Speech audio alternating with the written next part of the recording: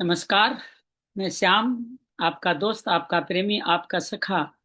आपका आज बैसाख कृष्णा तृतीया 5 अप्रैल 2083, 2026 संवत 2083, गीता श्रीमद् भागवत स्वाध्याय सत्संग में आपका अभिनंदन करता हूँ, स्वागत करता हूँ।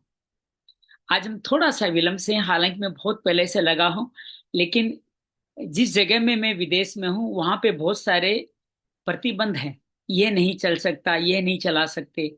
तो इन बंधनों के बीच में से कोई छोटी सी गली निकालकर आप सबसे संपर्क करने का सौभाग्य मिल रहा है। निशो, आपको मेरी आवाज सुनाई दे रही है? निशु, प्लीज क्लियर करें, आपको आवाज सुनाई दे रही है क्या? ठीक है, बहुत बढ़िया। तो आइए, आज हम मिलकर के इस कार्यक्रम को प्रारंभ किया। आज हम यहाँ से फेसबुक या यूट्यूब लाइव नहीं कर रहे हैं। इंडिया आकर के फेसबुक यूट्यूब लाइव में बाद में डालेंगे। आपको जो मैं क्लाउड रिकॉर्डिंग कर रहा हूँ उसकी मैं आपको सूची भेज दूंगा। आइए, जैसे नित्य कर्म है हमारा द्वादश महामंत्र, जो इस श्रीमद् भागवत का मूल मंत्र भी कहा जा सकता है, जिसको बार बार प्रैक्टिकल रूप से नारद जी के द्वारा और अन्य के द्वारा आजमाया गया है, उसको आप देख सकते हैं। इस कार्य के अंदर आप देख सकते हैं। तो ये जो आपके सामने अब आने वाला है, उसको अपने मूलाधार चक्र से सिर की चोटी तक 11 बार इसको आप उच्चारण करें। पहले 4 बार आपकी आवाज आपको सबको सुनाई दे, जिसको वेखरी कहते हैं। फिर स्वयं को आवाज सुनाई दे 3 बार, वो मध्यमा कहते हैं। फिर आप मन ही मन बोलें, अर्थात आप ही बोल रहे हैं, पश्यंती, सिर्फ देखें उसको कि हाँ बोला जा रहा है, वो 2 बार। तो अंतिम 2 बार परा भक्ति में, अर्थात ईश्वर के द्वारा स्वतः ही आपका ये कार्य किया जा रहा है, इस भाव के साथ करें। आइए, मूलाधार चक्र से यात्रा प्रारंभ करते हैं। नमो भगवते वासुदेवाय। नमो भगवते वासुदेवाय। नमो भगवते वासुदेवाय। नमो भगवते वासुदेवाय। नमो भगवते वासुदेवाय। नमो भगवते वासुदेवाय। नमो भगवते वासुदेवाय।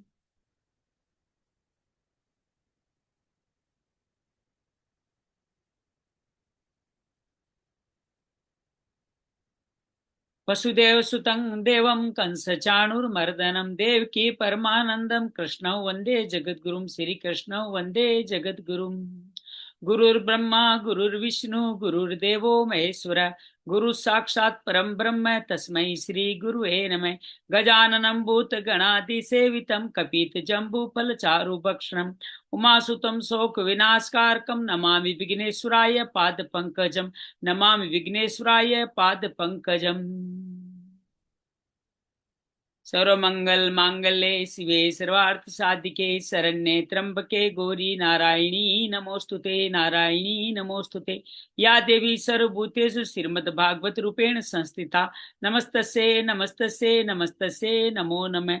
ओम व्यास रूपाय नमः, व्यास देवपाय यनाय नमः। ओम त्र्यंबकं यजामहे सुगंधिं पुष्टिवर्धनम्, उर्वारुकमेव बन्धनान् मृत्युर्मोक्ष्ये मामृतः। कृष्णाय वासुदेवाय हरिये परमात्मने प्रणत क्लेश नाशाय गोविंदाय नमो नमः। प्रणत क्लेश नाशाय गोविंदाय नमो नमः। शांति शांति शांति। मैं आप सबका अभिनंदन करता हूँ, स्वागत करता हूँ। आज मुझसे टाइम के अंदाज लगाने भूल हुई। जब वहां आपके 11:30 बजे या रात को 11 बज जाएंगे, उसके बाद करना उचित नहीं होगा, इसलिए हमने थोड़ा समय को पहले किया, इसलिए कई लोग नहीं आ पाए। मैं उससे क्षमा प्रार्थी हूँ। अभी तक हम सब ने मिलकर के जिस कार्य को संपूर्ण किया, उस कार्य को आगे बढ़ाने का प्रयास कर रहे हैं। किस तरह से इस कार्य को और आगे बढ़ाया जा सकता है, उसका हम आगे बढ़ाने का प्रयास कर रहे हैं। हमने सबसे पहले चतुर्श्लोकी भागवत की, फिर स्कंद पुराण के अनुसार गीता का महात्म सुना, सुखदेव भगवान को नमस्कार किया, और दूसरे दिन हमने इसकी कथा विधि, कथा का समय, कथा का पूजन की विधि देखी, और कथा का महात्म किस तरह से होता है, आधा श्लोक कैसे कल्याण करता है, इस ग्रंथ को घर में रखने से कैसे पितरों का कल्याण होता है, अश्वमेध यज्ञ के बराबर ये किस तरह से इस सुंदर ये ग्रंथ हमारे जीवन में काम करता है, उसको हमने देखने का प्रयास किया। ये सारी कहानी, सारी कथा चलते चलते पहुंच गई महात्म के दूसरे तीसरे अध्याय के अंदर। उससे पहले हमने सप्ताह के अंदर कैसे आवश्यक विधि क्या है, प्रार्थना क्या है, पहले कैसे पूजन किया जाता है, कैसे वंदना की जाती है, श्रीमद् भागवत की आरती पे गई। और महात्म के दौरान सोनकादि स्तुतियों सूत जी सोनकादि कथा सुना रहे हैं। सोनकादि जी पूछते हैं कि कथा किस तरह हमारा विवेक वृद्धि करेगी, कैसे भगवत प्राप्ति में लगाएगी। भगवान उदाहरण देते हैं वृंदावन के भक्ति रानी का, जिसके ज्ञान और वैराग्य पुत्र दोनों ही जर्जर हो रखे हैं। नारद जी उनको आशीर्वाद देते हैं। सनकादि से कथा ही एकमात्र एक साधन आते हैं जिसे तीनों नृत्य जवान तरुण होकर नृत्य करने लग जाते हैं। इस कथा में सुखदेव समस्त भगवान सभी लोग पधारते हैं। एक और उदाहरण पूरी महात्म बताने के बाद एक और उदाहरण गोकर्ण जी का देते हैं। गोकर्णोपाख्यान के अंतर्गत आत्मदेव पुत्र प्राप्ति के लिए महात्मा से फल प्राप्त करते हैं। धुंधली वो प्रसाद लेती नहीं है, गाय को खिला देती है, अपने बहन के पुत्र को अपने घर लाके पालती और कहती है मेरा पुत्र है।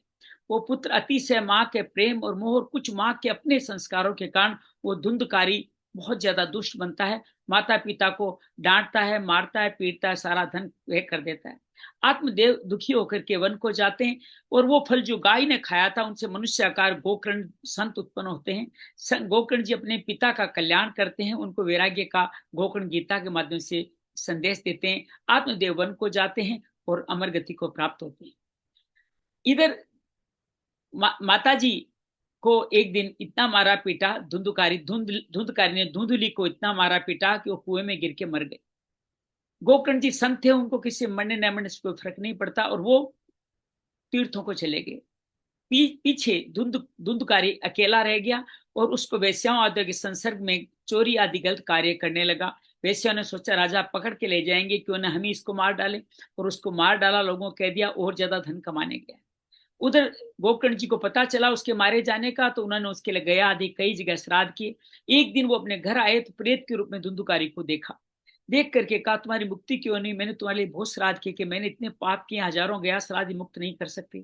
संतों को बुला के सभा बुलाते हैं, इनका कल्याण कैसे हो। संत कहते हैं सूर्य देव भगवान ही इसका उपाय बता सकते हैं। तो सूर्य देव भगवान के उपाय पर सूर्य भगवान कहते हैं श्रीमद् भागवत ही एकमात्र उपाय है। गोकर्ण जी सबको बुला करके घोषणा करके श्रीमद् भागवत का उपाख्यान करते हैं। एक बांस 7 गांठों वाले बांस में धुंधकारी वायु रूप में विराजित होता है। एक एक दिन एक गांठ फटती चली जाती है।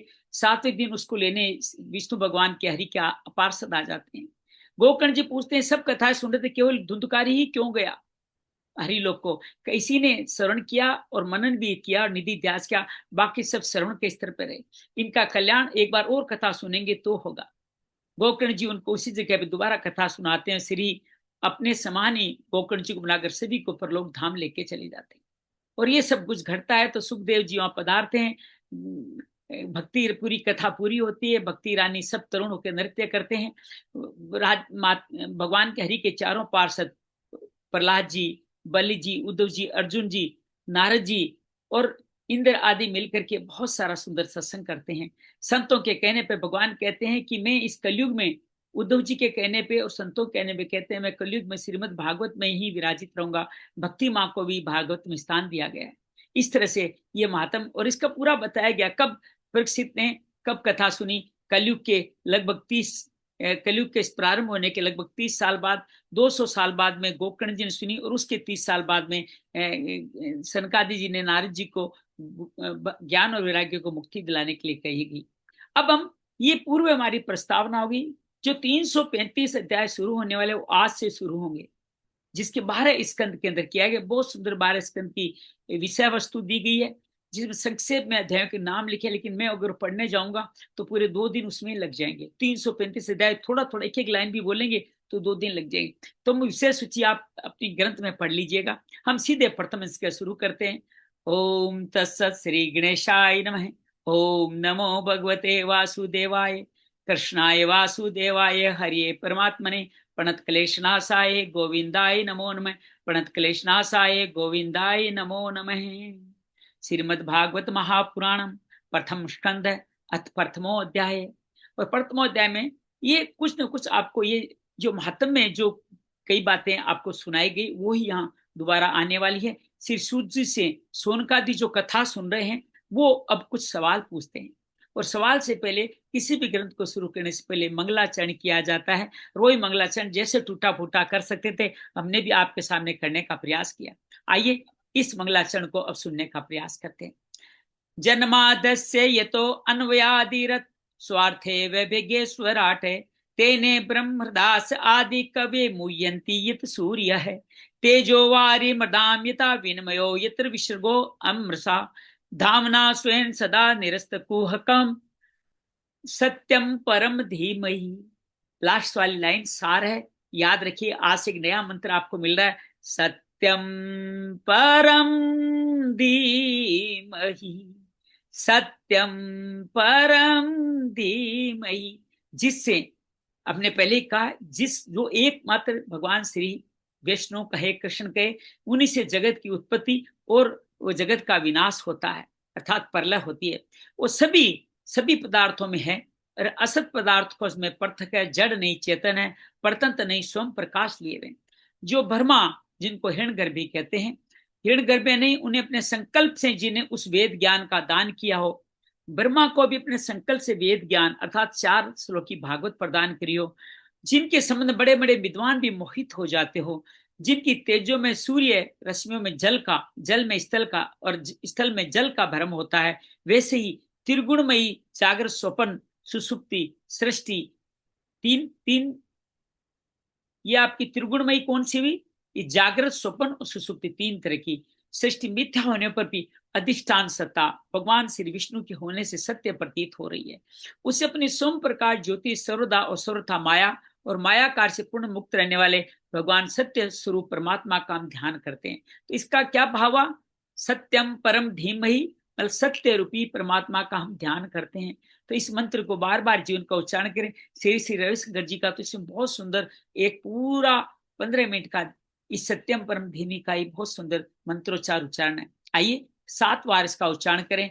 सत्यम परम धीमहि, सत्यम परम धीमहि, सत्यम परम धीमहि, सत्यम परम धीमहि, सत्यम परम धीमहि, सत्यम परम धीमहि, सत्यम परम धीमहि।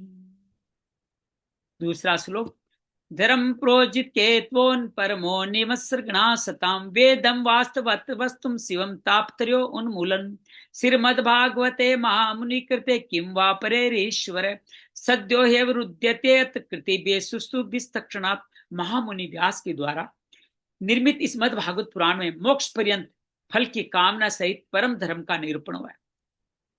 मोक्ष कब मिलता है? जब आप किसी फल की कामना ही नहीं करें। तो मोक्ष रहित परम धर्म यही है श्रीमद् भागवत सुनना।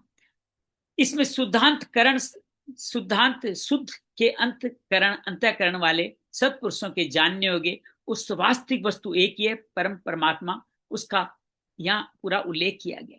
जो तीनों ताप, एक बार फिर बता दूं, आदि भौतिक, आदि दैविक और आध्यात्मिक। आदि भौतिक शरीर से जुड़ा हुआ, आदि दैविक मन से जुड़ा हुआ, मन बुद्धि चित्त अहंकार से, और आध्यात्म आप सत्य से जुड़ा हुआ, जो प्रगति के राह पे अपना अध्ययन करने का भाव होता है। उन तीनों तापों का जड़ से नाश कर परम कल्याण करने वाले।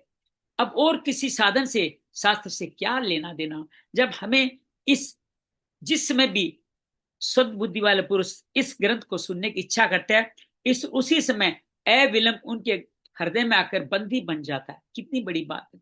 ज्यों ही निशु आपने सुनने का निश्चय किया, ईश्वर आपके हृदय में आके बैठ गया, आपका ही होके रह गया। निगम कल्प रोगर ललितम फलम सुख मुखाद अमृत दर्व संयुतम पीबत भागवतम रसमाल्य महुरो ऋषिका भूई भाव का। ये बात पहले पे ही दोबारा रिपीट हो रही है। रस के मर्मज्ञ भक्तजन, ये श्रीमद् भागवत वेद रूपी कल्प वृक्ष का पका हुआ फल है। किसका? कौन से वृक्ष का? श्री वेद रूपी कल्प वृक्ष का पका हुआ फल है। श्री सुखदेव जी तोते के, जो सुखदेव जी को तोता भी तोते से ही उनका सुख के रूप में अवतरण हुआ था। मुख का संबंध होने से ये परम आनंदमयी सुधा से परिपूर्ण हो गया। इस फल में छिलका गुठली कुछ भी नहीं है तो क्या, सिर्फ रस ही रस। ये मूर्तिमान रस है। जब तक शरीर में चेतना रहे तब तक इसे दिव्य भगवत रस का निरंतर बार बार पान करते रहे। ये सिर्फ पृथ्वी पर ही उपलब्ध है।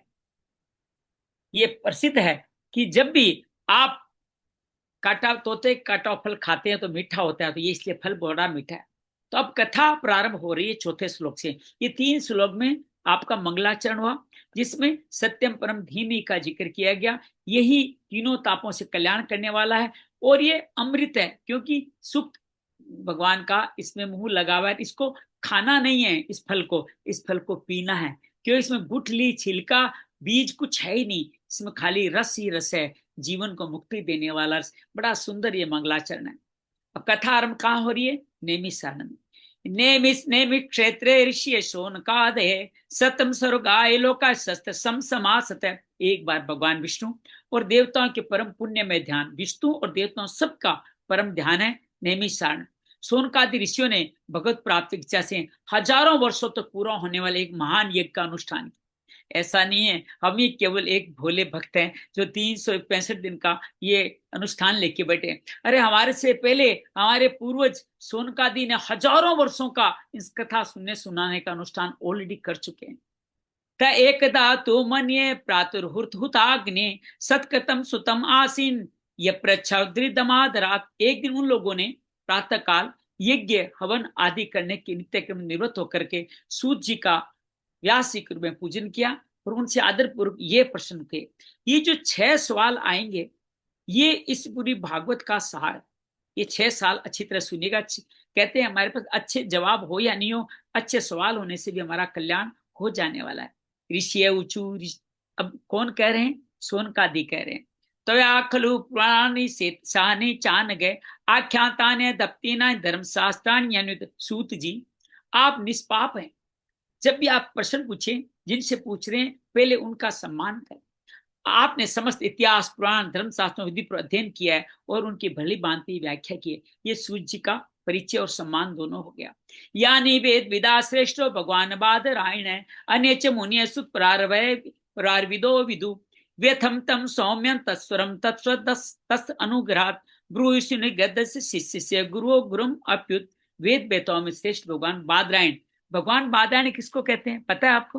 व्यास जी को ही भगवान बादरायण कहते हैं। भगवान 24, 23, 22, 21, 20वें अवतार भगवान बादरायण व्यास माने जाते हैं। राम जी से भी पहले इनका अवतार हुआ। ये भगवान के सगुण निर्गुण रूप को जानने वाले उन भगवान बादरायण और अनेक मुनियों ने जो कुछ जाना है, उन्हें जिन विषयों का ज्ञान है वह सब आप वास्तविक रूप में अवश्य जानते हैं। आपका हृदय बड़ा सरल है, शुद्ध है। इसी से आप उनकी कृपा और इस सारे ज्ञान के पात्र हुए हैं। गुरुजन अपने प्रेमी शिष्य को गुप्त से गुप्त बात भी बता दिया करते। संकेत दिया है सुखदेव जी सूत जी के गुरु थे, उन्होंने बहुत सारी गुप्त बातें भी सूत जी को बताई थी।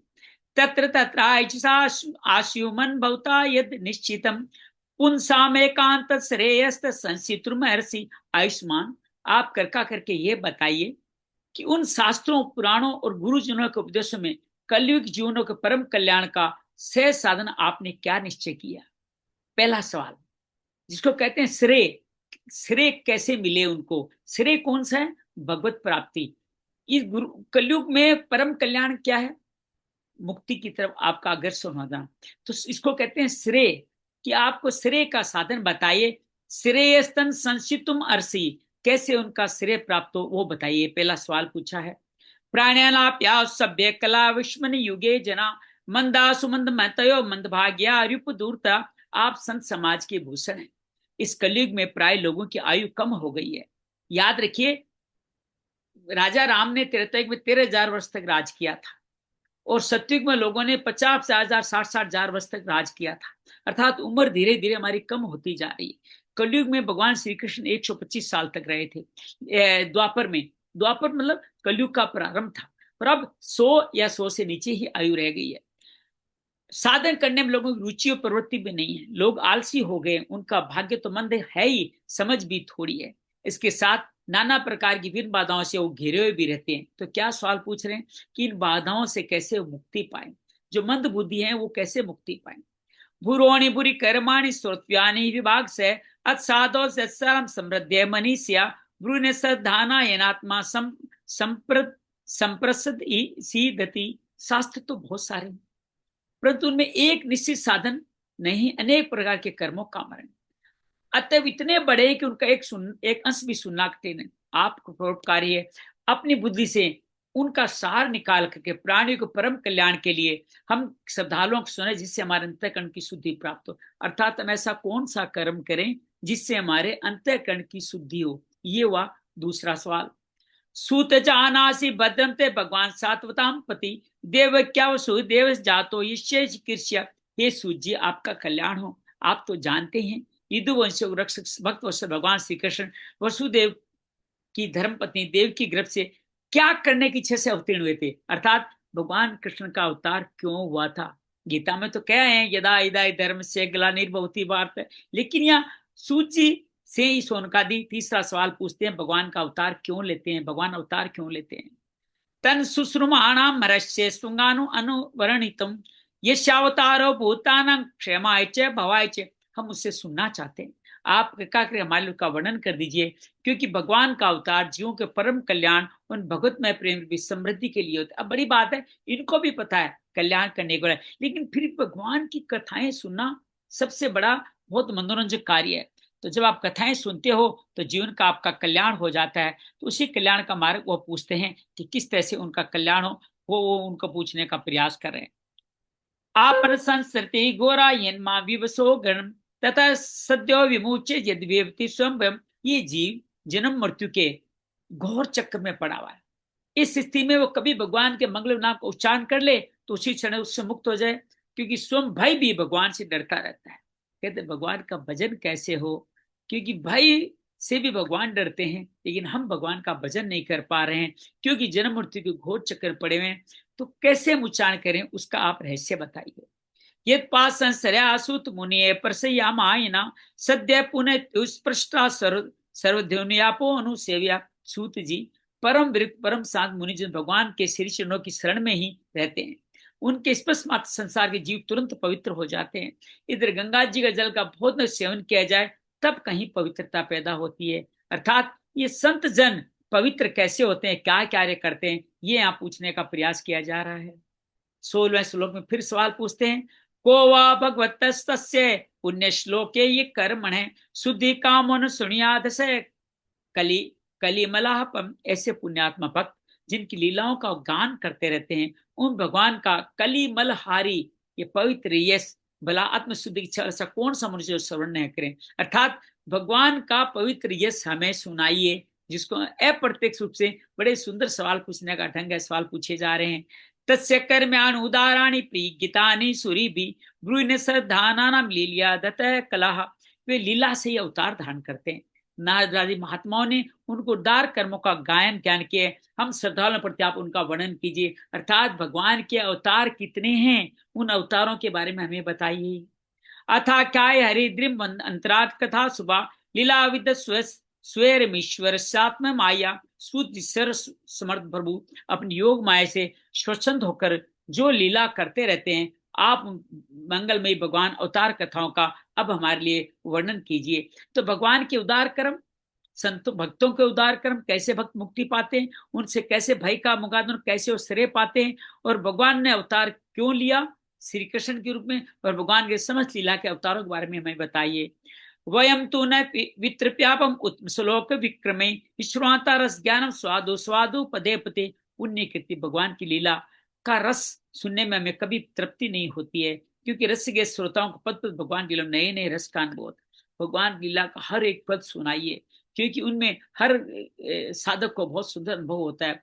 कर्तवान किले वीर्याणि से रामेण केशव अतिमर्त्यानि भगवान गूढ़ कपट मानुष। भगवान श्री कृष्ण अपने को छिपाए हुए लोगों के सामने ऐसी चेष्टा करते थे मानो कोई मनुष्य हो।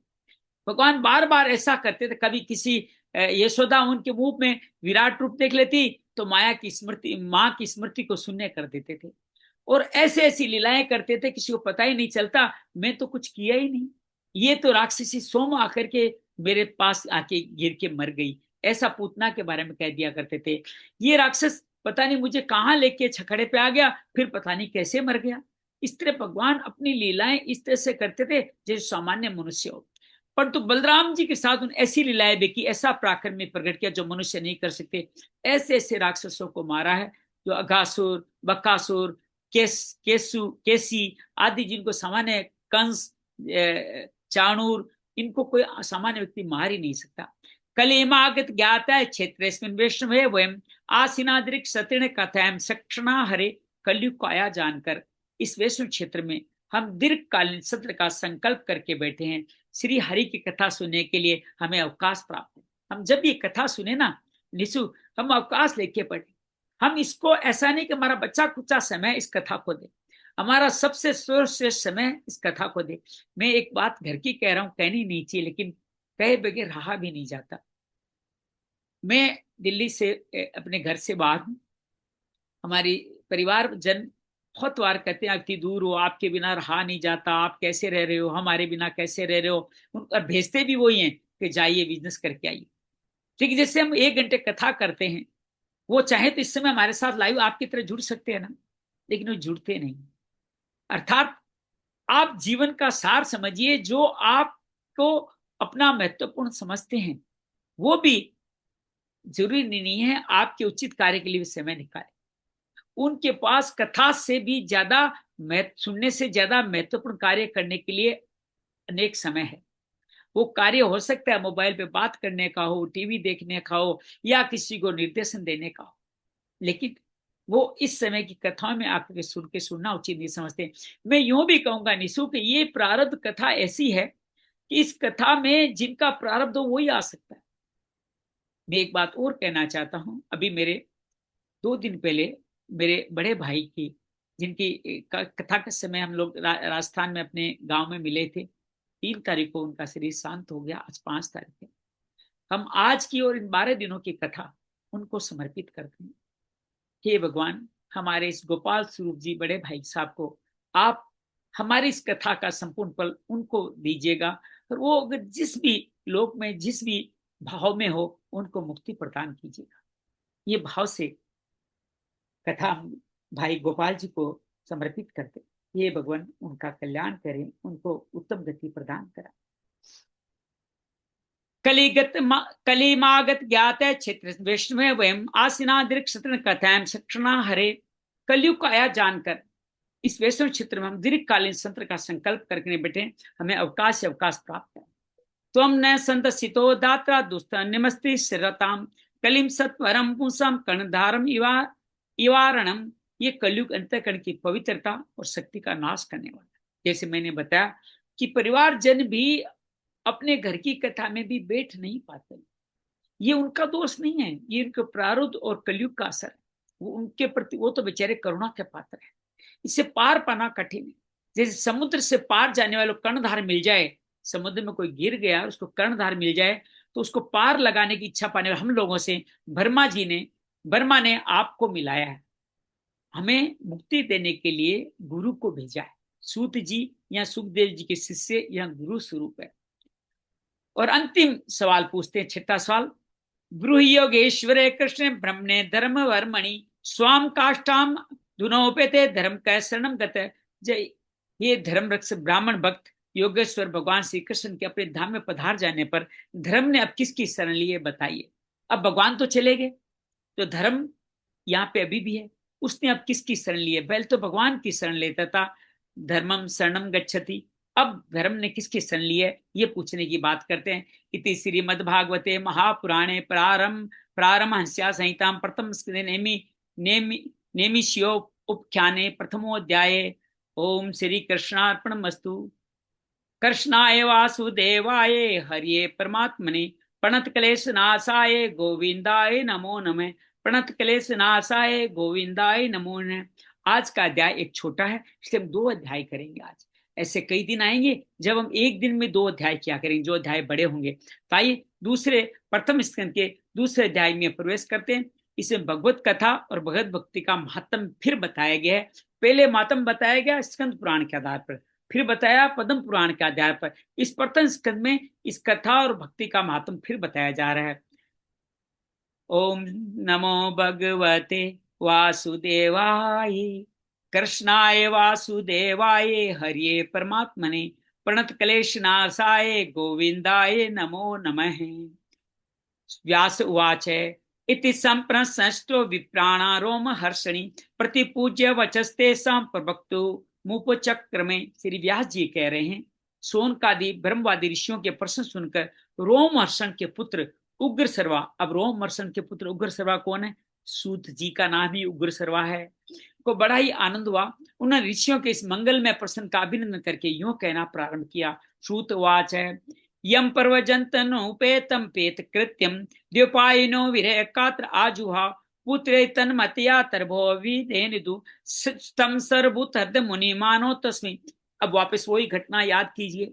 श्री सुखदेव जी यज्ञोपी संस्कार नहीं हुआ है और लौकिक वैदिक कर्मों के अनुष्ठान का अवसर भी नहीं आया, अकेले संन्यास लेने निकल पड़े। व्यास जी विरह से व्याकुल होकर उनको पुकारते हैं, बेटा बेटा। उस समय तन्मय होने के कारण सुखदेव जी ओर से वृक्ष उत्तर देते हैं, ऐसे सबके हृदय में विराजमान सुखदेव मुनि जी को मैं नमस्कार करता हूं।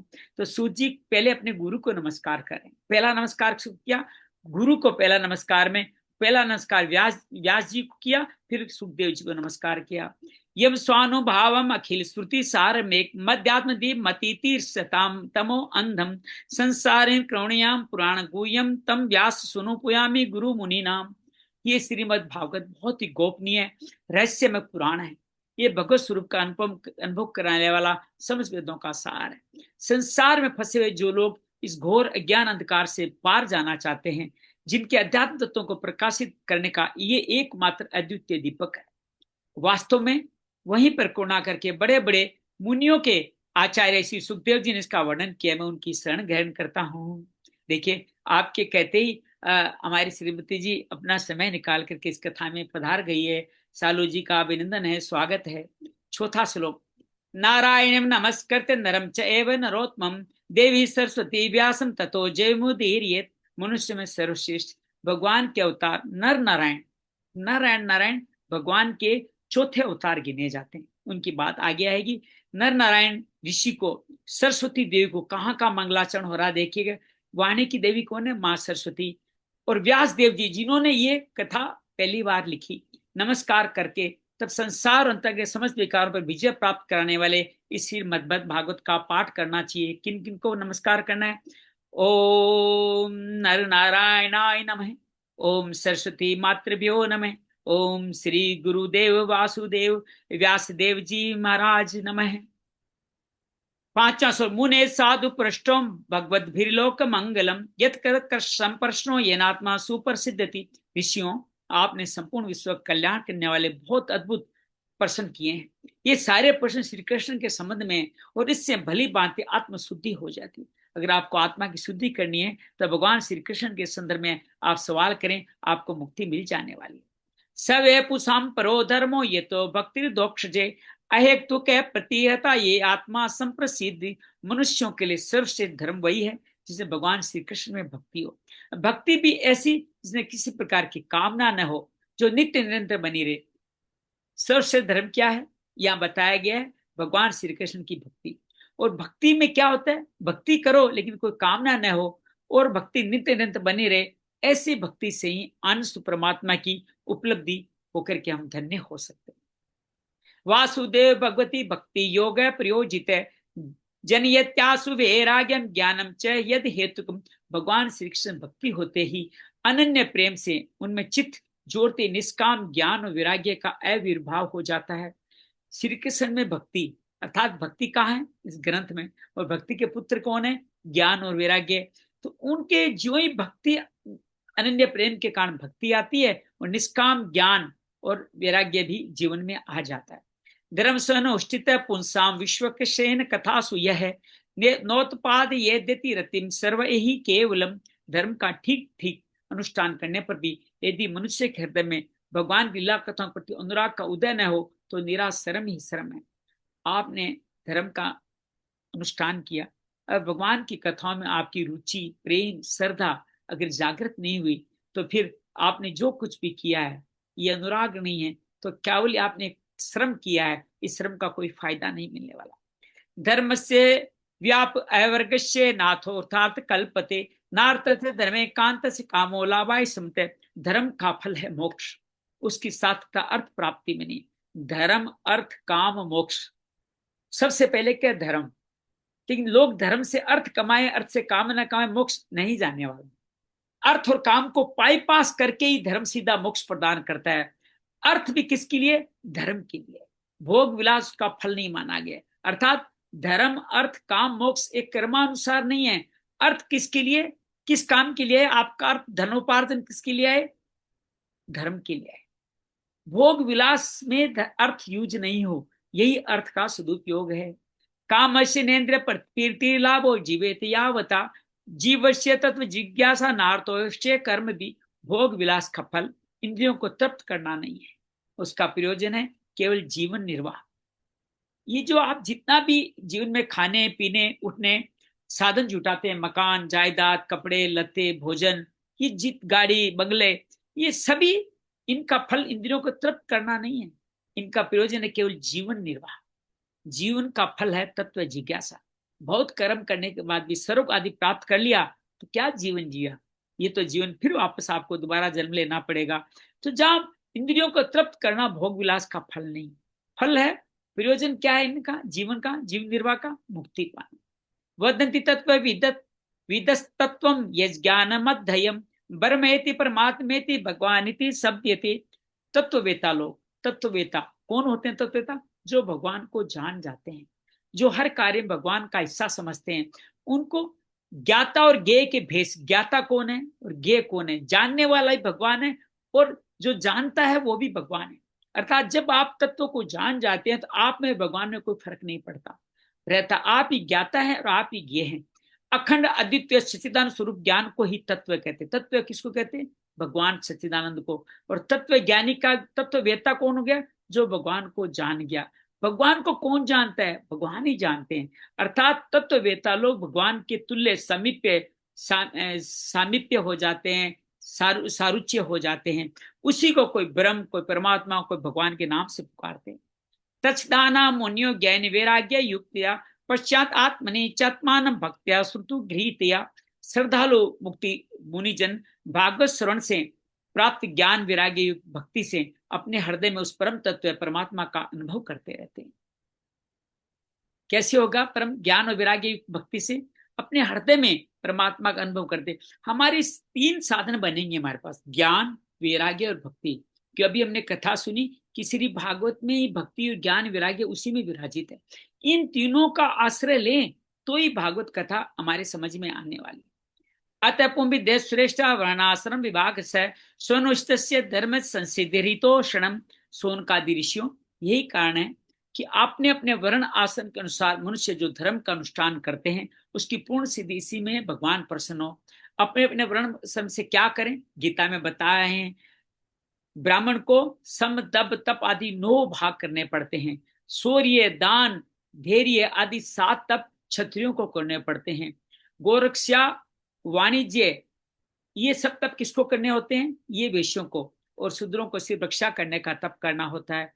तो ये सभी वर्णाश्रमों का सब जो भी कार्य करते हैं उसका मूल भाव क्या है? भगवान प्रसन्न हो और भगवान में मुक्ति के मार्ग पे लेके जाए। तस्मात् एकेन मनसा भगवान सात्वतः पति श्रोतव्य कीर्तव्यश्च ध्येय पूज्यश्च नित्यता। इसलिए एकाग्र मन से भक्त वश भगवान का ही निरंतर नित्य निरंतर श्रवण कीर्तन ध्यान और आराधना करनी चाहिए। यदनुद्यासिना युक्ता कर्म ग्रंथि निबंधनम छिन्दन्ति कोविदा तस्य कोनो कुर्यात् कथारतिम। कर्म की गांठें बड़ी कड़ी है, विचारवान पुरुष भगवान के चिंतन तलवार से उस गांठ को काट डालते हैं। तब भला ऐसा कौन मनुष्य होगा जो भगवान की लीला कथा में प्रेम न करे? ये भगवान की लीला कथाएं, ये लीलाएं हमारे सब बंधनों को काट देने वाली है, तो हम सबको इसमें प्रेम करना ही चाहिए। सुश्रुतोस्तदान से वासुदेव कथा रुचि श्यान महत्सेव या विप्रा पुण्यतीर्थ निसेवनात्। सोनकादि ऋषियों, पवित्र तीर्थों का सेवन करने से महत सेवा तदंतर श्रवण की इच्छा और फिर श्रद्धा, तब सा भगवत कथा में रुचि होती है। अब देखो ये क्रम कितना सुंदर दिया है। आप तीर्थों में जाइए, बहुत जाना चाहिए, लेकिन वहां तीर्थों में जाने के बाद आपकी सब में भगवान देखते हुए उनकी सेवा करने का भाव होना चाहिए। और तदंतर जब ये सेवा करेंगे तो आप में कथा के श्रवण की इच्छा हो, और कथा सुनते ही आपकी श्रद्धा जगेगी, और श्रद्धा के बाद में भगवत कथा में रुचि और बढ़ती चली जाएगी। श्रृणवतास्व कथाम कृष्ण पुण्य श्रवण कीर्तन ये तस्तो ये भद्राणी विदुनोति स्वर्त सताम। भगवान श्री कृष्ण की यश का श्रवण और कीर्तन दोनों पवित्र करने वाले हैं। वे अपनी कथा सुनने वालों के हृदय में आकर स्थित हो जाते हैं और अपने अशुभ वासनाओं को नष्ट कर देते हैं, क्योंकि संतों के नित्य सूट मैंने मैंने अपने जीवन में देखा है। साधक संजीवनी और गीता के इस जब ये संसर्ग सुन रहे हैं, इनका स्वाध्याय करें, जीवन में बहुत सारे भोग वासनाएं जहां कहीं न कहीं जाने अनजाने पूर्व संस्कारों का ध्यान चला जाता था, अब उनकी तरफ ध्यान ही नहीं जाता, क्योंकि अशुभ वासनाओं को ये कथाएं नष्ट कर देती है। क्योंकि संतों के नित्य सुहृद, संतों के नित्य प्रेम वाला आपको बनना है, तो आपके दिल में वासनाएं नहीं रहेगी। नष्ट प्रायेषु भद्रेषु नित्यम भागवत सेवया भगवत्युम श्लोके भक्तिर्भवति नैष्ठिकी। जब श्रीमद् भागवत अथवा भगवत भक्तों के निरंतर सेवन से अशुभ वासनाएं जब नष्ट हो जाती है, तो पवित्र कीर्ति भगवान श्री कृष्ण प्रति स्थायी प्रेम की प्राप्ति होती है। हम कभी कभी अपने मतलब के लिए भगवान का भजन करते हैं, भगवान का आराधन करते हैं, लेकिन विश्वास कीजिए जब भगवान की कथा सुनेंगे, जो अशुभ वासनाएं नष्ट हो जाएगी, तो फिर आपके जब भगवान की स्थायी प्रेम आप में आ जाएगा, तब हर एक में भगवान देखने का भाव आप में आ जाएगा। तथा रजस्त भो भाव कामलोभदश्चये चेप एतेना विद्य स्थितम सत्वे प्रसिद्धति। तब रजोगुण तमोगुण के भाव काम और लोभ आदि शांत हो जाएंगे। रजोगुण तमोगुण गीता में बताया गया, दोनों एक से तमोगुण से 10 गुना या रजोगुण से 10 गुना बुरा तमोगुण होता है, या तमोगुण से 10 गुना अच्छा रजोगुण होता है। सत्व रजोगुण से 100 गुना अच्छा होता है। तो तमोगुण और रजोगुण बाजू बाजू रहते हैं, इनके भाव के काम और लोभ दोनों में बसते हैं, और चित्त इसके कारण रही तो जो कथाएं सुन क्या होगा, ये सत्व में चला जाएगा, अर्थात रजस तमस से परे होकर निर्मल हो जाएगा। एवं प्रसन्न मनसो भगवत भक्ति योगत भगवत तत्व विज्ञान मुक्त संघर्ष जायते। इस प्रकार भगवान की प्रेम में भक्ति से जब संसार की समस्त आसक्तियां मिट जाती है, हृदय आनंद से भर जाता है, तब भगवान तत्व का अनुभव अपने आप हो जाता है। विद्यते हृदय ग्रंथिश्चिंते सर्व संशया क्षीयन्ते चास्य कर्माणि दुष्ट एवात्म मनीश्वरे। हृदय में आत्मस्वरूप भगवान का साक्षात्कार होते ही हृदय की ग्रंथि टूट जाती है। जब आप भगवान का साक्षात्कार कर लेते हैं, तो आपका हृदय की ग्रंथि टूट जाती है, सारे संदेह मिट जाते हैं और कर्म बंधन क्षीण हो जाते हैं। भगवान का हृदय में फिर ग्रंथि मतलब गांठें, जो जीवन की कई लोगों के प्रति द्वेष की, कई वस्तुओं के प्रति राग की, लोभ की, वासना की, तृष्णा की, कामना की, ये सारी गांठें टूट जाती है, ग्रंथियां पड़ी हुई है, टूट जाती है, संदेह मिट जाते हैं, और कर्मों का बंधन धीरे धीरे क्षीण होता चला जाता है। अर्थात क्रियमाणान कर्म में फल की इच्छा नहीं, प्रारब्ध को सहज भाव से स्वीकार करने की शक्ति, और संचित कर्म के लिए भगवत कथा आदि का सुनना, श्रवण, मनन आदि ध्यास प्रारंभ हो जाता है, तो कर्म बंधन क्षीण होते चले जाते हैं। अतो वे कवयो नित्यम भक्तिम परमया मुदा वासुदेव भगवती कुरंत्यात्म प्रसादिनाम। बुद्धिमान लोग क्या करते हैं, इसलिए नित्य निरंतर आनंद आनंद से भगवान श्री कृष्ण के प्रति प्रेम भक्ति करते हैं, जिससे उनको क्या मिलता है, आत्म प्रसाद। आत्म प्रसाद क्या है, अपने अंदर श्री हरि का दिखाई दृश्यवान हो जाना, यही सबसे बड़ा आत्म प्रसाद उनको प्राप्त हो जाता है। सप्तम रजस्तम मिति प्रकृति गुणास्ते युक्त परम पुरुष एक इहासे धत्ते स्थित्यादे हरिविरिंचरे हेति संज्ञा श्रेयासी तत्र खलु सत्वतनोनुनास्व। प्रकृति के 3 गुण है, गीता के 14 अध्याय में, 17 में, 18 में इन्हीं गुणों का वर्णन बार बार किया गया है। कौन से? सत्व, रजस, तमस। इनको स्वीकार कर लेना, गुणा गुणेषु वर्तन्ते है, गुणातीत निर्गुण बन जाना, यही गुणों को स्वीकार करना है। इस संसार की स्थिति उत्पत्ति प्रलय के लिए एक अद्वितीय परमात्मा, जिसके नाम 3 हो सकते हैं, विष्णु ब्रह्मा रुद्र, ये 3 नाम वो ग्रहण करते हैं। फिर भी अब यह देखिए, विष्णु को क्या कहा गया, ब्रह्मा को क्या कहा गया, रुद्र को क्या कहा गया। ब्रह्मा रुद्र को कहा गया तमस कहा गया, ब्रह्मा को क्या कहा गया, रजस कहा गया, और विष्णु को क्या गया, सत्व कहा गया। ये तीनों नाम होते हैं। फिर भी मनुष्य का परम कल्याण तो सत्व गुण रूप स्वीकार करने वाले भगवान श्री हरि ही करते हैं। 3 अलग अलग रोल हैं, ये कल्याण कौन करेंगे, श्री हरि जो तीनों को बनाने वाले। पार्थिवाद ऋणो धूमस्तस्माद तस्माद अग्नि स्त्रीमय तमसस्तु रजस रजस तस्माद सत्वम यद भरम दर्शनम। जैसे पृथ्वी के विकार लकड़ी की अपेक्षा धुआं श्रेष्ठ है, पृथ्वी में विकार से लकड़ी पैदा होती है, लकड़ी की अपेक्षा धुआं श्रेष्ठ है, धुआं से अग्नि श्रेष्ठ है, क्योंकि वेदों का यज्ञ यज्ञादि के द्वारा अग्नि सदगति देने वाला है। वैसे तमोगुण से रजोगुण श्रेष्ठ है, रजोगुण से सत्वगुण श्रेष्ठ है, क्योंकि भगवान का दर्शन तो सत्वगुण ही कराएगा, रजोगुण भोगों का दर्शन कराएगा, स्वर्ग लोक तक पहुंचा देगा, लेकिन भगवान का दर्शन नहीं करेगा। तमोगुण तो अधोगतियों में लेके जाएगा। भेजरे पुण्यो थाग्रे भगवंत मदोक्षजम सत्वम विशुद्धं क्षेमाय कल्पते नुतानि। प्राचीन युग में महात्मा लोग अपने कल्याण के लिए विशुद्ध सत्व में भगवान विष्णु की आराधना किया करते थे। अब भी वे जो लोग उनका अनुसरण करते हैं उन्हीं के समान कल्याण भाजन हो जाते हैं।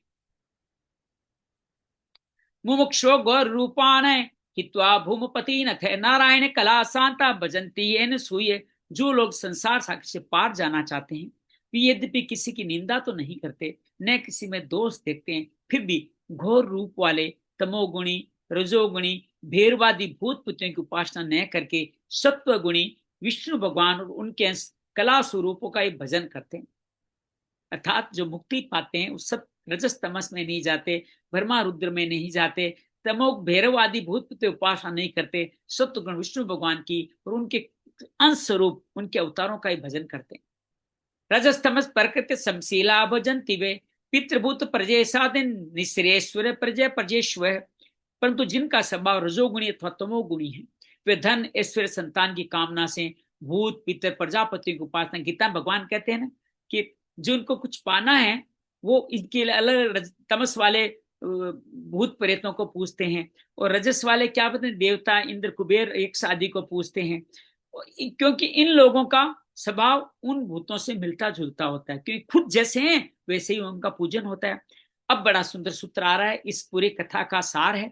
वासुदेव परा वेदा वासुदेव परा मखा वासुदेव परा योगा वासुदेव परा क्रिया। वेदों का तात्पर्य श्री कृष्ण है, यज्ञों का उद्देश्य श्री कृष्ण है, योग श्री कृष्ण के लिए ही किए जाते हैं, और समस्त कर्मों की परिसमाप्ति भी श्री कृष्ण में ही होती है। वासुदेव परम ज्ञान वासुदेव परम तप वासुदेव परो धर्म वासुदेव परागति। ज्ञान से ब्रह्म स्वरूप श्री कृष्ण की ही प्राप्ति होती है, तपस्या से भी श्री कृष्ण की प्रसन्नता मिलती है, श्री कृष्ण के लिए धर्मों का अनुष्ठान होता है और सब गतियां श्री कृष्ण में ही समा जाती है।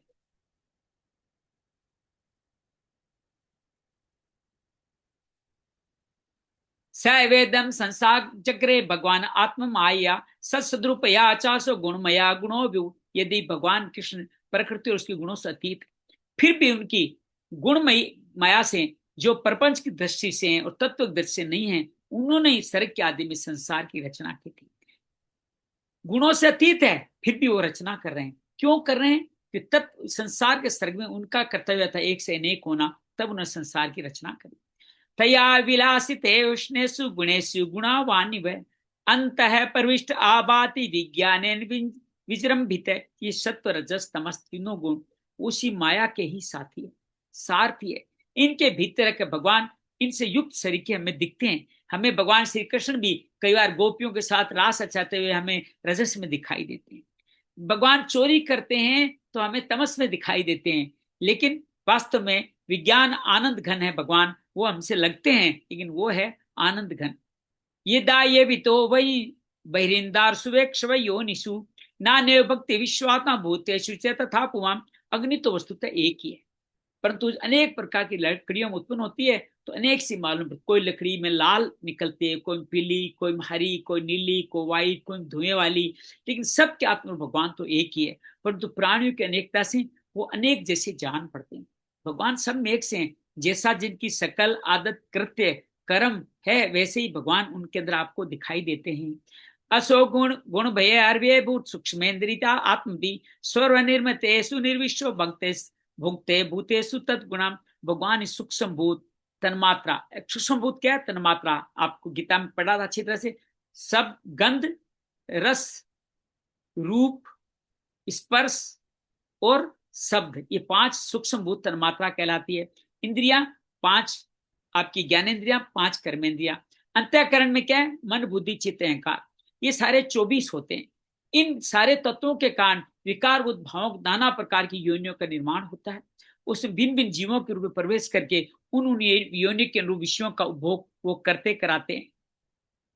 भाव ये सत्वेन लोकान, वे लोक भाव ने लीलावतारानुतो देवृत्य अंगरात नरादिशु, यही संपूर्ण लोकों की रचना करते हैं। और देवता, पशु, पक्षी, मनुष्य योनियों में लीला अवतार ग्रहण करके सत्व गुण के द्वारा जीवों का पालन पोषण करते हैं। तो ये किस तरह से भगवान का रूप है यहाँ बताया गया, और ये महात्म बताया गया, कैसे चर्चा की गई वो बताएगा। इति श्रीमद्भागवते महापुराणे पारमहंस्या संहिता प्रथम स्कंदे निमिषोपाख्याने द्वितीयोध्याय श्री कृष्णार्पण मस्तु।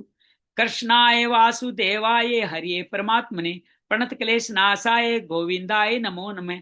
प्रणत क्लेश नाशाय गोविंदाय नमो नमः। आराम से हिलडुलते हुए शरीर को यथासंभव स्थिर कर लें। अपने हृदय में श्री हरि को विराजित कर लें। श्री हरि जो एक से अनेक बन के इस पृथ्वी का महासर्ग के समय रचना करते हैं, उन्हीं से वो स्वयं सत्य स्वरूप है। ब्रह्मा रजस स्वरूप और रुद्र तमस स्वरूप मिलकर के पूरे संसार के उत्पत्ति, पालन और संहार करते हैं। श्री कृष्ण की प्राप्ति भक्ति से, ज्ञान और वैराग्य के माध्यम से, श्री कृष्ण की लीलाओं के द्वारा उनकी कथाओं का श्रवण करते करते होती है। आज की कथा के आरंभ में सबसे पहले सत्यम परम धीमहि सत्य स्वरूप सच्चिदानंद धन को नमस्कार किया गया, जो त्रिय ताप विनाशकाय है, जो आदि भौतिक आदि देविक आध्यात्मिक तापों से मुक्ति दिलाते। श्री व्यास जी भगवान ने जिन्होंने कथा लिखी, उनको मंगलाचरण के माध्यम से उनको नमन किया गया। इस कथा को अमृत में इसलिए बताया गया कि सुखदेव जी के मुख से वर्णित है। ये कल्प वेदों के कल्प वृक्ष का वो फल है जिसको खाया नहीं जाता, पिया जाता है, क्योंकि इसमें गुठली छिलके बीज कुछ है ही नहीं। इसमें सिर्फ भगवत प्राप्ति का रस ही रस है। सोनकादि सूत जी से इस कथा के प्रारंभ करने से पहले कुछ अपने प्रश्न रखते हैं। इस दुनिया में रहने वाले को श्रेय कैसे प्राप्त हो? भगवान की कृपा हम सबको किस तरह से प्राप्त हो? भगवान श्री कृष्ण ने क्यों अवतार लिया? भगवान श्री कृष्ण अवतार लेकर के क्या क्या कर्म करते हैं? भगवान श्री कृष्ण के कितने अवतार हैं? इन अवतारों का अलग अलग से वर्णन बताइए। हम जीवन में क्या करें कि हमें मुक्ति मिल जाए? और भगवान श्री कृष्ण के जाने के बाद धर्म किन की शरण में आया? ये सवाल सोनकादि सूत जी से करते हैं। सोनकादि सवालों का जवाब तो धीरे धीरे देने ही वाले हैं, लेकिन साथ ही बताते हैं कि सत्य रजस तमस तीनों ही भगवान की माया के ही स्वरूप है। ये हमारे कर्म बंधनों के आधार पर ये तीनों गुण कार्य करते हैं। तीनों गुणों से जब अतीत हो जाते हैं तो गुणातीत होकर भगवान के धाम, भगवान के पार्षद तत्वदर्शी बन जाते हैं। 24 तत्वों का संकेतात्मक वर्णन किया गया। पंच महाभूत, पंच सूक्ष्म भूत जिनको तन्मात्रा भी कहते हैं, पंच ज्ञानेन्द्रियां, पंच कर्मेंद्रियां और मन बुद्धि चित्त अहंकार। इस 24 तत्वों का एक ही स्वरूप है श्री भगवान को जानना। इन 24 तत्वों के द्वारा श्री हरि को जब ये जान लेता है वो तत्ववेता हो जाता है। और तत्ववेता श्री हरि के ही सेवा में श्री हरि का शरणागत होके श्री हरि के ही स्वरूप का हो जाता है। तमस रजस से सत्व की ओर ले जाने वाले ये कथा, ये भागवत कथा, श्री भगवान की कथा हम सबको जीवन में मुक्ति दिलाने वाली। आइए, इस कथा का बड़े सौभाग्य से हमें अवसर मिला है। अपने जीवन का सबसे उचित समय, सबसे कीमती समय, सबसे सौभाग्य का समय वो माने जब आप इस भागवत कथा का श्रवण करें। हमें हमारे जीवन में अनेक कार्य ऐसे लग सकते हैं, अरे ये कार्य जरूरी था, लेकिन आप गौर करके देखें तो कार्य या तो शरीर के लिए है या संसार के लिए, रिश्ते नातों के लिए। ये सब के सब हमें जन्म मरण के सिलसिले में फंसाने वाले। और इनके साथ इतना भी कुछ कर लें, आपको जीवन में परम शांति, सत्य की प्राप्ति, आनंद घन की प्राप्ति होनी ही नहीं। सच्चिदानंद आनंद घन की प्राप्ति तो भगवान की कथाओं में, भगवान की कथाओं से भक्ति जगेगी, भक्ति से प्रेम जगेगा, ज्ञान और वैराग्य तत्पर होगा, तभी हमारे जीवन का कल्याण होने वाला है। श्रीमन नारायण नारायण नारायण, भजमन नारायण नारायण नारायण, श्री सोन कादी नारायण नारायण नारायण, श्री सुखदेव नारायण नारायण नारायण, श्री व्यास बद्री नारायण नारायण नारायण, श्री नर नारायण नारायण नारायण, श्री भक्ति नारायण नारायण नारायण, श्री ज्ञान वैराग्य नारायण नारायण नारायण, तमस रजस सत्व नारायण नारायण नारायण, निर्गुण गुणातीत नारायण नारायण नारायण, रुद्र स्वरूप तमस नारायण नारायण नारायण, रजस स्वरूप ब्रह्मा हिरण गर्भ नारायण नारायण नारायण, सत्व स्वरूप श्री विष्णु नारायण नारायण नारायण, योगेशम सचिदानंदम वासुदेव रजप्रियम धर्म संस्थापकम वीरं कृष्णं वंदे जगद्गुरुं, श्री कृष्ण वंदे जगद्गुरुं, श्री कृष्ण वासुदेवाय हरिये परमात्मने, प्रणत क्लेश नाशाय गोविंदाय नमो नमः, प्रणत क्लेश नाशाय गोविंदाय नमो नमः। बहुत सारा आभार है। हमारे बीच सालू जी निशु है, आपका बहुत बहुत आभार। आपने हमारे बदले हुए समय में भी हमारा साथ दिया। अभी लगभग हमारे भारतवर्ष में अभी तक मेरे ख्याल से अब 7:30 बज गए हैं, 7:35 के 7:30 बज गए। यहाँ 10:05 हो गया है। उम्मीद है आपको आज का ये हमारा भाव अच्छा लगा होगा। मन में आज के भाव संबंधी कोई सवाल हो, मन में आज क्या बातें हुई, किस तरह की बातें हुई, हमने संक्षेप में बताने का प्रयास किया। सोनका जी कथा सुनते हैं, पहले 3 श्लोक में मंगलाचरण किया जाता है, उसके बाद 6 सवाल पूछे जाते हैं, फिर 6 सवालों का महत्व समझाया जाता है कि 6 सवाल भगवान की प्राप्ति कैसे होगी।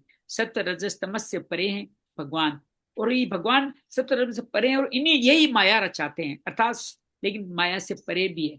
एक से अनेक स्वामी होते हैं, लेकिन हमारे क्रियावान कर्म से एक लकड़ी अनेक लकड़ियों में से अलग अलग अग्नि जैसे दिखाई देती है, वैसे हमारे सबके अलग अलग रूप में से अलग अलग भगवान दिखाई देते हैं। तो ये थोड़ी गूढ़, थोड़ी सहज, और जो गीता पढ़ते हैं उनके लिए आज त्रिगुणी ये सत्ता सहज लगी होगी, उनको समझ में आया होगा। और कल इस गाथा को और आगे बढ़ाएंगे 3 अध्याय से, जब भगवान के अवतारों का वर्णन होगा। और भगवान के यहाँ अवतारों का वर्णन सुनेंगे तो बड़ा आनंद में हो जाएगा। आप में से कई लोगों ने अभी तक भगवान के अवतार पूरे क्रम अनुसार शायद नहीं सुने, हालांकि गीता में भगवान के अवतारों का कई जगह अलग अलग क्रम भी दिया गया है। तो ये क्रम का अलग अलग वर्णन किया गया। धीरे धीरे अवतार के 3-4 जगह वर्णन आएंगे, तब इन अवतारों को हम अलग अलग जिक्र करेंगे। कहीं 22 दिए गए हैं, कभी 24 दिए गए हैं, तो एक जगह तो ये कह दिया गया भगवान अनेक अवतार लेते हैं। ये बात तो सत्य है ना। निशु में भी भगवान है, सालू में भी भगवान है, श्याम में भगवान, 3 अवतार तो यहीं बैठे हैं भगवान के। तो भगवान के अनेक अवतार हुए, इसमें कोई संशय मत रखिएगा, हम सब भगवान के ही अवतार हैं।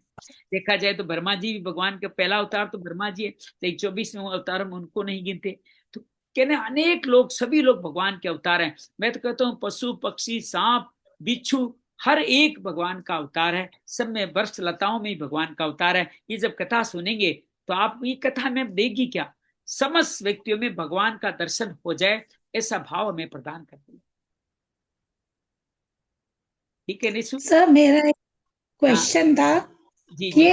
एक तो ये कि धर्म अर्थ काम और मोक्ष, इसका कुछ बता रहे थे ना आप, क्या हाँ था वो संबंध?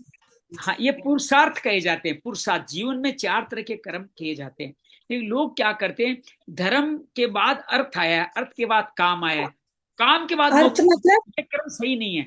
ये क्रम, ये कहा गया है कि धर्म से ही मोक्ष की प्राप्ति होगी, और अर्थ से अर्थ का काम क्या प्रयोग किया जाए, धर्म के लिए किया जाए।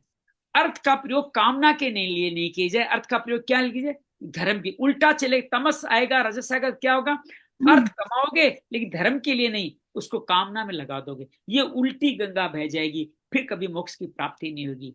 ये तो कर्म अर्थ धर्म का मतलब क्या हुआ सर? अर्थ, काम का अर्थ मतलब, का मतलब? अर्थ का मतलब धन, धन साधन, धन, साधन अच्छा जिसमें ओके। शरीर भी है, धन भी है, विद्या भी है, ठीक सम्मान भी है, ठीक। जितने भी साधन आपके जीवन में मिले वो सब अर्थ है, अर्थ स्वरूप है, जिनके माध्यम से आप कुछ खरीद सकते हो।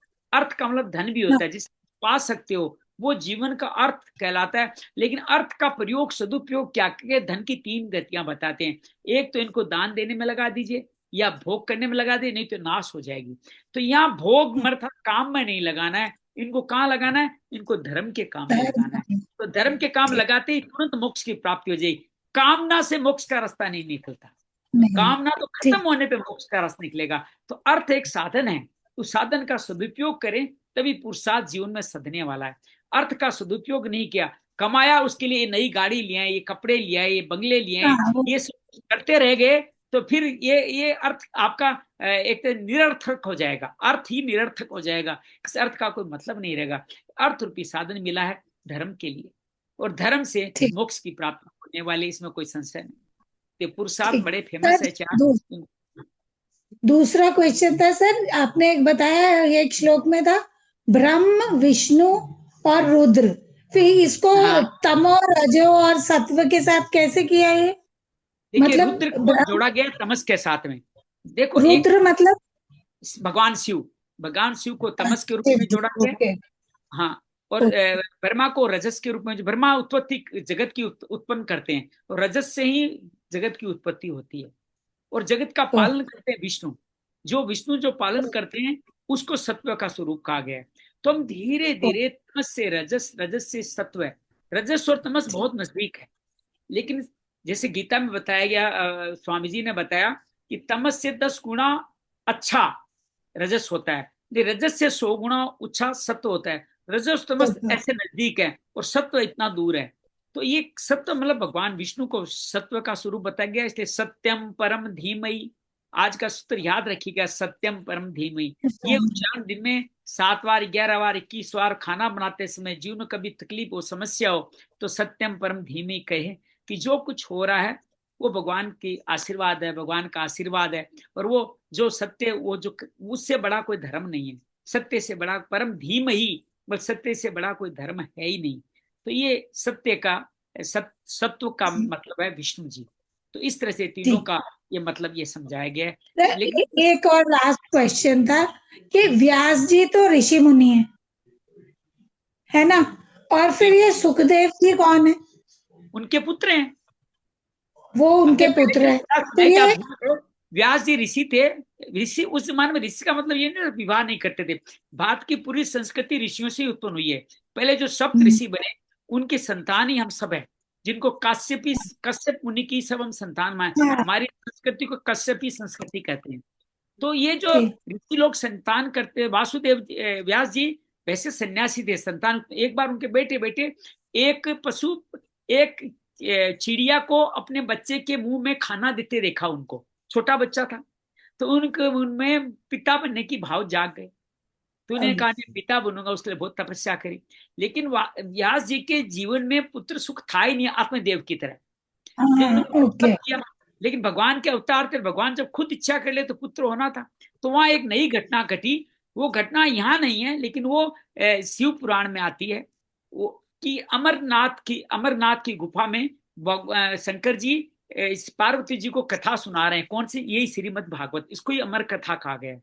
अमर कथा इसी को कहा गया श्रीमद् भागवत को।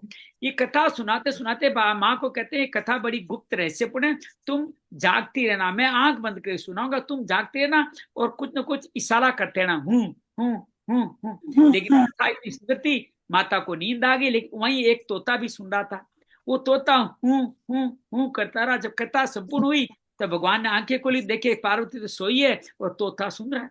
तो ये तोता तो अमर हो गया सुनने के बाद में। तो तोते के पीछे त्रिशूल लेके भागते हो, वो तोता आगे पीछे भागता भागता, जब यहाँ इधर व्यास जी महाराज कर रहे हैं पुत्र प्राप्ति की इच्छा, उनके जिसको कहते हैं कि मैथुनी संस्कृति से योनिज उनका पुत्र होना संभव था नहीं। उनकी माँ का, पत्नी का मुंह खुला हुआ था, उसमें तोता प्रवेश कर गया। क्योंकि अमर कथा जान चुका था, सुन चुका, वो जानता है कि सारा संसार एक माया है और माया मुझे भी पकड़ लेगी, तो 12 साल तक बाहर नहीं आता। फिर भगवान उसके अंदर माँ के गर्भ में, परीक्षित और सुखदेव दोनों ही गर्भ में भगवान को देखा है। और सुखदेव जी भगवान को देख के कहते हैं, भगवान आश्वासन दे, तुम बाहर आ जाओ, मेरी माया तुम्हें नहीं सताएगी। तब सुखदेव जी बाहर आते हैं और बाहर आते ही 12 वर्ष के 16 वर्ष के बाहर आते ही नंगे ही संन्यास के लिए चल पड़ते। तब व्यास जी उनके पीछे पीछे भागते, जो कहानी इसमें आई है, जब व्यास जी के अंदर आई है। तो ये है कहानी सुखदेव व्यास जी। आगे हो सकता है और भी आएगी कहानी, विस्तार से हो सकता है और। तो सूत जी कौन है? सूत जी सुखदेव जी के शिष्य हैं, रोमहर्षण जी के पुत्र हैं, उग्र सर्वा नाम है। सूत जी की कहानी भी आगे बड़ी आएगी। सूत जी को वैसे तो शूद्र जाति का कहा जाता है, लेकिन कई जगह संत कहते हैं कि सूत जी शूद्र जाति के नहीं थे, एक श्राप के कारण वो इस तरह से आए, लेकिन ज्ञानी बड़े थे। और एक जगह आगे ये भी आएगा कि बलराम जी ने सूत जी की हत्या कर दी, लेकिन सूत जी फिर भी अमर रहे और कलयुग में बलराम जी बाद भी कथा करते रहे। तो ये बड़ी रोमांचक कथाएं। इन कथाओं को भाव से लेना चाहिए, इनके परिणाम से नहीं लेना चाहिए। इस कथा का परिणाम क्या ये लेना चाहिए, ये घटना क्यों घटी उस पर आक्षेप नहीं करना। तो बड़ा सुंदर और कथा। सनकादि, सनकादि कौन है? सनकादि ये नैमिषारण्य एक तीर्थ है जहाँ तीनों लोकों में ये बड़ा पुण्य तीर्थ है। उस नैमिषारण्य तीर्थ के अंतर्गत जहाँ ब्रह्मा विष्णु महेश भी विराजित होते हैं, वहां पर वो सोनकादि 1000 ऋषि वहां इकट्ठे हुए हैं। उनके जो प्रमुख है उनका नाम सोनक ऋषि है। तो सोनक आदि कहा गया है। जैसे मैं आया हुआ तो विशु आदि, सालू और विशु आदि। तो सोनकादि को लीडर बनाया क्या? सवाल तो कोई एक ही पूछेगा ना, 1000 सवाल पूछेंगे तो शोर मच जाएगा। वो तो विधानसभा लोकसभा में होता है, एक की जगह 100 बोलते हैं, तो सोनक बोलते हैं उनके प्रतिनिधि के रूप में। इसलिए इनका सब 1000 ऋषियों का कॉमन नाम क्या लिख दिया? सोनकादि लिख दिया।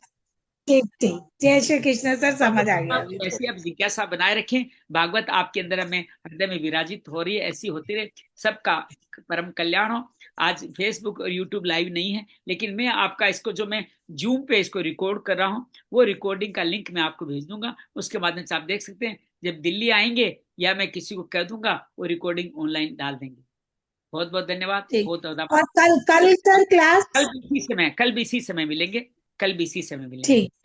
ठीक, बहुत बहुत धन्यवाद। बहुत ठीक है, जय श्री कृष्ण सर, जय श्री मंगल हो, मंगल।